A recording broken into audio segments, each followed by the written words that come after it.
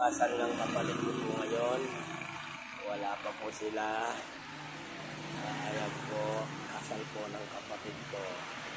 Yung bunso po namin. Ayan po yung ayan. Yung panahon. Ayan po yung namin.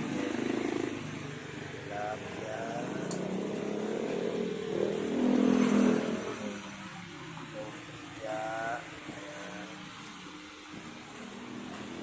Mayroon po tayong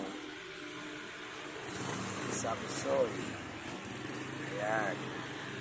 Yan po yung handa ng kapatid ko. May kari-kari po tayo. May bagoong. Ayan. Ayan po. Dito lang po sa amin to, sa bahay namin. Ayan.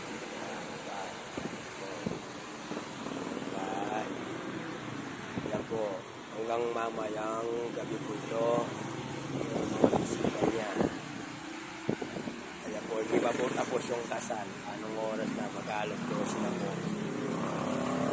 Kanina pa po silang 8:30 ng umaga.